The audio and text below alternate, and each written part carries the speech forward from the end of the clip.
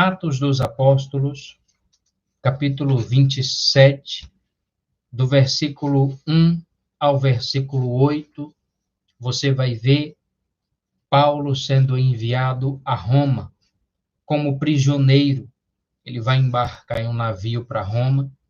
A viagem enfrenta dificuldades desde o início, devido ao vento contrário. Versículo 9 diz o seguinte: tendo perdido muito tempo, agora a navegação por aquelas águas tornara-se por demais perigosa. Eis que o dia da expiação já havia passado e, portanto, os advertiu: senhores, antevejo que essa viagem será desastrosa, com avarias e muito prejuízo, não apenas em relação à carga e ao navio, mas também para as nossas próprias vidas. Todavia, o centurião, em vez de dar ouvidos às palavras de Paulo, preferiu seguir as sugestões do piloto e do proprietário do navio, levando em consideração que o porto não era apropriado para passar o inverno. A maioria decidiu que deveríamos seguir navegando com a esperança de alcançar Fenícia e ali passar o inverno. Este era um porto de Creta e que dava saída para o sudoeste e para o noroeste. Do versículo 13 ao versículo 20, você vai ver 3 tópicos eu separei aqui para nossa meditação. Você vai ver um vento forte, que tem até nome esse vento, Euroaquilão, atingindo o navio.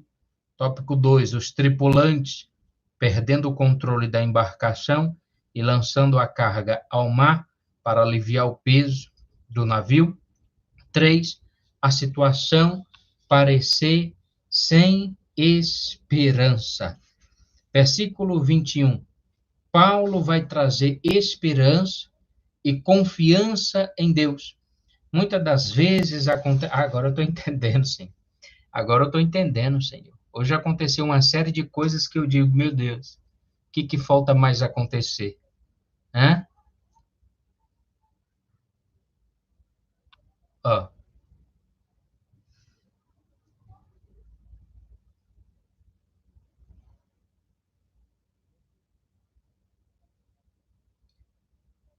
Tá vendo? Ainda está acontecendo. Uma série de coisas acontecendo, e aí eu digo, meu Deus, o que falta mais acontecer? E agora eu acabei de entender aqui. Louvado seja Deus. A situação dessa embarcação, dessas pessoas que estão nessa embarcação, parece sem esperança. Nós não estamos falando de pessoas cristãs. Nós não estamos falando de pessoas que servem o mesmo Deus que eu e você servimos.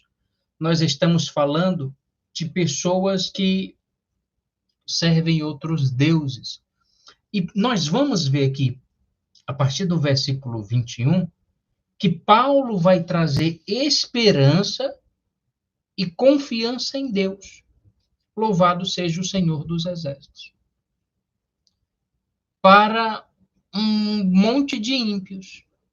Você está conseguindo entender? Que mesmo nas situações mais difíceis, quando tem um homem de Deus naquela situação, quando tem uma mulher de Deus naquela situação, tudo aquilo ali pode ser mudado. Tudo aquilo ali pode ser transformado e o nome de Deus ser glorificado. Porque anteriormente, o versículo 21, a situação parece o quê?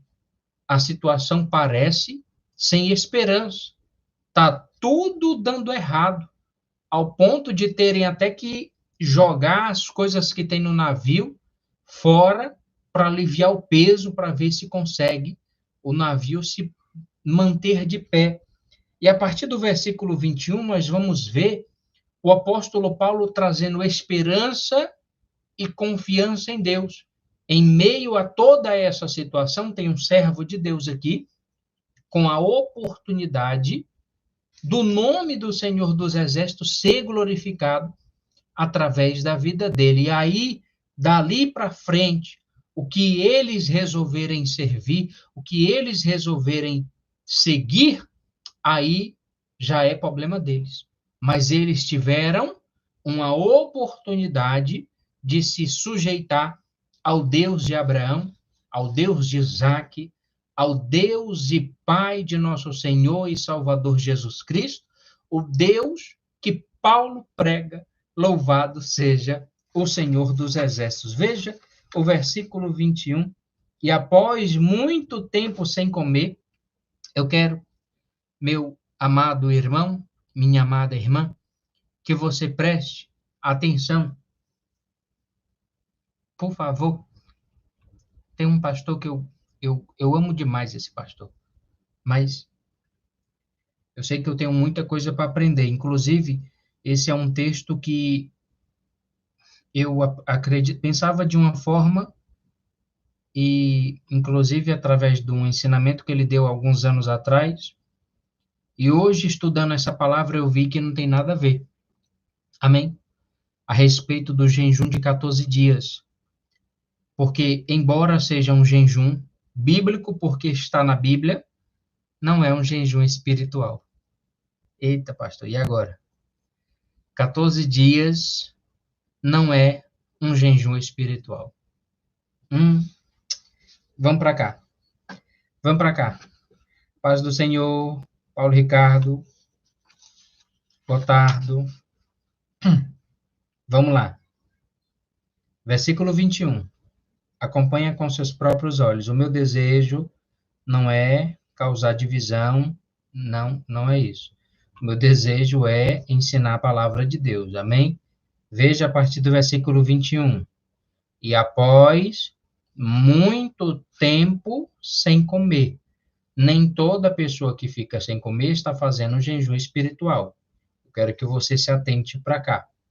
E após muito tempo sem comer, Paulo se pôs de pé no meio deles e admoestou-os: Senhores, devieis ter dado ouvidos aos meus conselhos e não ter saído de Creta naqueles dias, pois dessa forma teriam evitado este dano e prejuízo.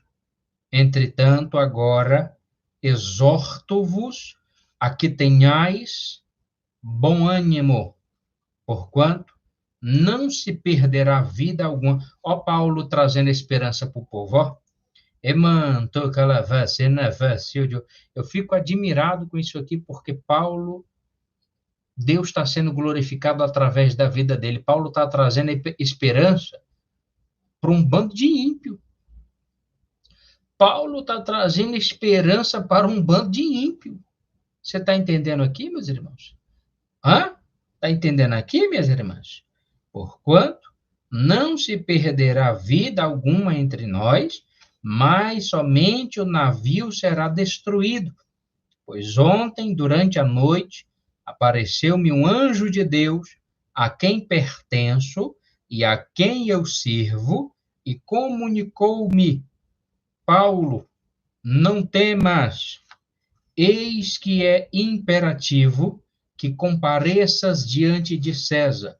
E por isso, Deus, por sua graça, te concedeu vida, e a todos os que estão contigo navegando. Portanto, senhores, tende coragem, pois confio em Deus, que tudo se cumprirá conforme me foi anunciado. Certamente seremos arrastados para alguma ilha. Eu quero que você se atente a partir do versículo 33, o que está escrito. Versículo 33, ó. Logo aos primeiros sinais do alvorecer, Paulo insistia que todos voltassem a se alimentar.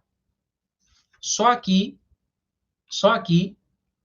já dá para entender que não é um jejum espiritual. Só aqui já dá para entender que não é um jejum espiritual. Amém? Não é um jejum voluntário. e eu encontro na palavra de Deus, como é que eu nunca me atentei para isso antes? Porque eu sempre dizia que o jejum é quando eu tenho o que comer e decido me abster daqueles alimentos ali e vou passar um período de oração, vou passar um período de meditação na palavra de Deus, vou passar um período servindo o Deus de Israel. Louvado seja o Senhor dos Exércitos. Não é esse caso aqui, gente. Não é esse caso. Hã? Louvado seja Deus. Não é esse caso, porque eles não estão fazendo um jejum voluntário. Eles não disseram assim, a partir de agora eu vou ficar sem comer, né? Porque quem sabe o Deus de Paulo nos livra, né? Não, que nem os ninivitas. Os ninivitas fizeram um jejum, né? Louvado seja Deus. Mas foi um jejum de quê? Dos ninivitas? Era um bando de ímpio jejuando, mas qual foi a causa do jejum? Arrependimento. Não é esse caso. Amém. Louvado seja Deus. Ó, logo aos primeiros sinais do alvorecer, Paulo insistia que todos voltassem a se alimentar, encorajando-os. Hoje já é o 14º dia que estais em vigília contínua e absoluto jejum. A partir de ter essa palavra, esse nome, jejum escrito, a maioria vai entender, vai interpretar que é um jejum que eu posso fazer. Entende? Você pode fazer. Você pode fazer o seu jejum. Louvado seja Deus. Mas não pegar esse exemplo aqui como base, porque esse jejum aqui não é um jejum espiritual. Os 14 dias sem comer mencionados aqui refletem a gravidade da situação enfrentada por Paulo e os tripulantes do navio durante a tempestade. Eis o que esse período nos ensina com base na nossa fé. Vamos lá. Eu separei aqui 5 tópicos. Primeiro tópico aqui é inevitável, tem que mencionar e ficar esclarecido de uma vez por todas que o motivo desse jejum é involuntário. Eu vou repetir. O motivo desse jejum é involuntário. Eles não estão sem comer porque eles querem. Eles não têm essa opção. Você está entendendo? Eles estão fazendo o quê? Medita na história. O que eles estão fazendo, gente?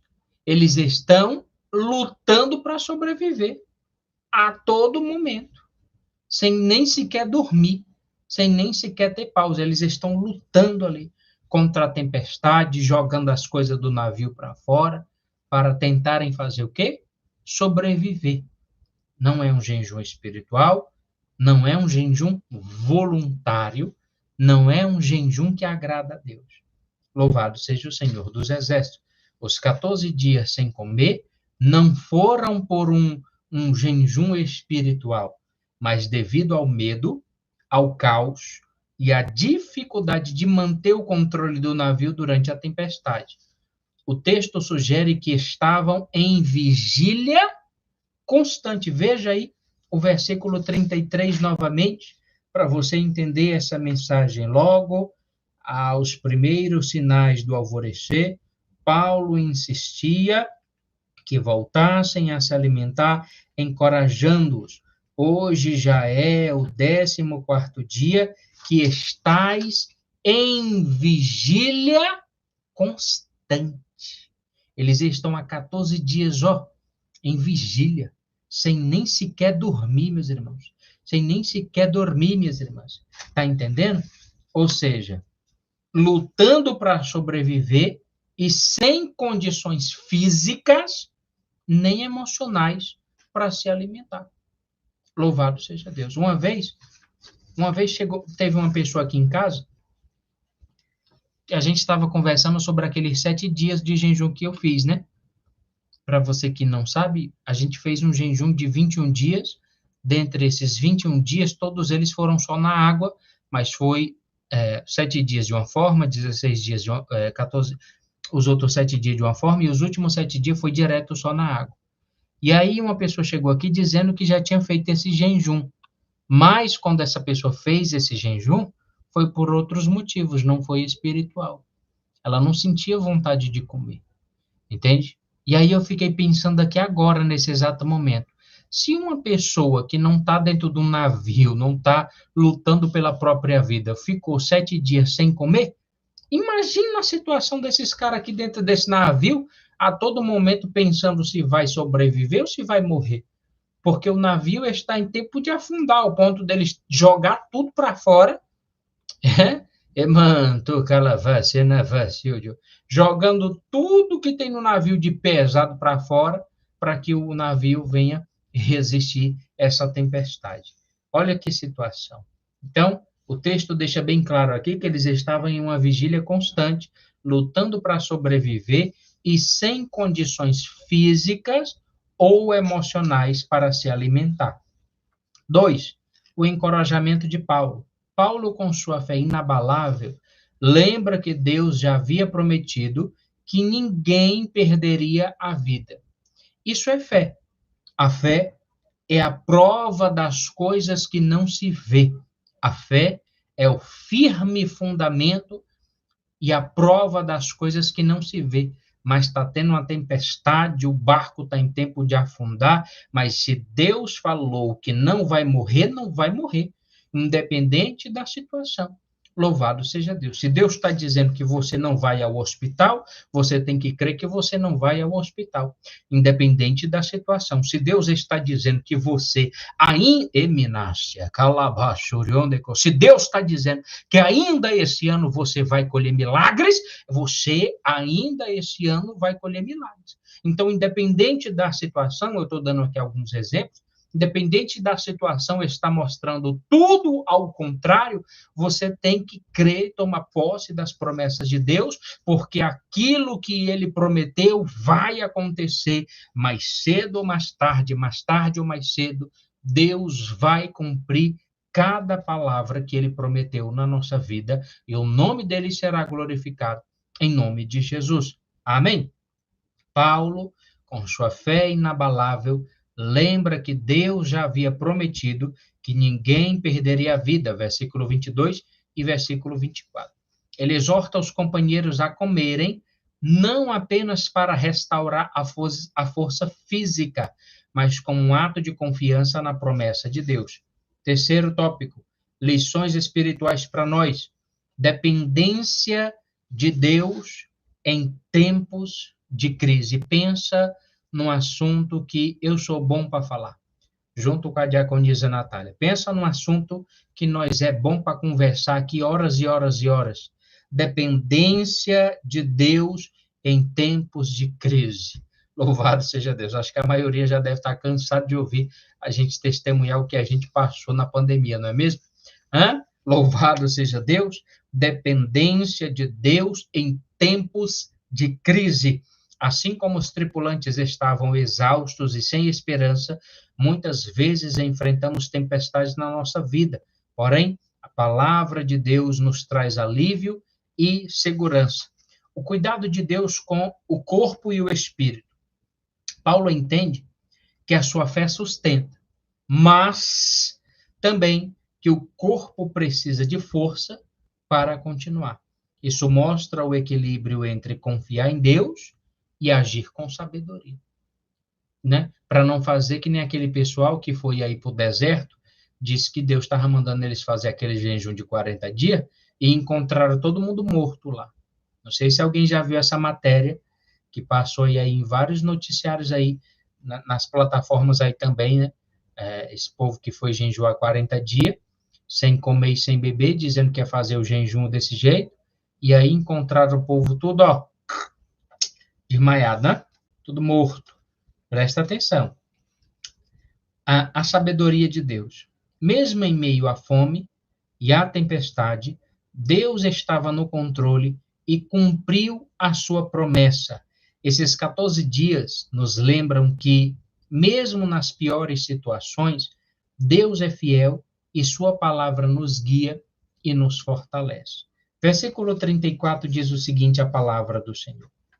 Eis que agora eu vos exorto aqui com mais algo, porquanto somente dessa maneira podereis sobreviver. Olha que forte. Paulo já está sabendo, louvado seja Deus, através do Espírito Santo de Deus, que eles vão precisar se alimentar, que eles vão precisar de força, de energia. Louvado seja o Senhor dos Exércitos. Para quê? Sem olhar para a Bíblia. Para que eles vão precisar de força e energia, pastor? Para nadar, meus irmãos. Para nadar, minhas irmãs. Eis que agora eu vos exorto aqui com mais algo, porquanto somente dessa maneira podereis sobreviver. Nenhum de vós perderá um só fio de cabelo. E havendo dito isso, tomou pão e deu graças a Deus diante de todos. Olha que interessante isso, não é, irmã André? O nome de Deus está sendo glorificado através da vida de Paulo, através da vida desse servo de Deus, através, no meio ali, de um monte de ímpios, né? No meio de um monte de ímpios, ele está pegando aqui o pão e dando graças a Deus diante de todos. Em seguida, partiu o pão e começou a comer. Num momento, todos se reanimaram e também se alimentaram. Estava a bordo 276 pessoas. Depois de haverem comido, até ficarem plenamente satisfeitos, aliviaram ainda mais o peso do navio, lançando o trigo no mar.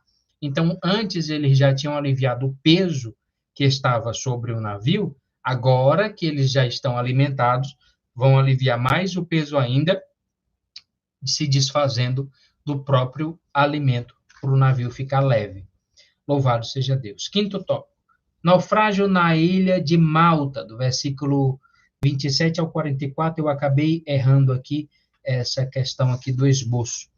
Louvado seja Deus. Versículo 27 ao 44, após 14 dias de luta contra a tempestade, o navio encalha em uma ilha. 2. Paulo orienta todos comerem para se fortalecerem. 3. O navio se quebra, mas conforme a promessa de Deus, todos chegaram à terra com vida. Confiança em Deus, meus irmãos e minhas irmãs, em meio às tempestades, é algo que nós temos que ter. Louvado seja Deus. Todos nós, um dia ou outro, enfrentamos lutas, enfrentamos tempestades, e quando nós vamos enfrentar essas tempestades, aí é que é o X da questão. Louvado seja Deus, aleluia. Porque tem pessoas que é muito fácil dar glória a Deus, aleluia, quando está tudo bem, mas quando passa por uma situação, por uma prova, aí eu quero ver. Aí eu quero ver quem é crente de verdade. É na hora da luta, é na hora da prova, é na hora que o inimigo se levanta contra a sua vida, é na hora que ninguém está vendo, é por trás dos bastidores que Deus, ele conhece quem é quem, pois só ele sonda os corações e os pensamentos, nos conhece muito bem. Assim como Paulo confiou na promessa do Senhor, nós somos chamados a permanecer firmes em nossa fé, mesmo em situações difíceis. Deus é fiel para cumprir as suas promessas. Apesar das adversidades, a soberania de Deus é evidente. Ele tem o controle de todas as coisas.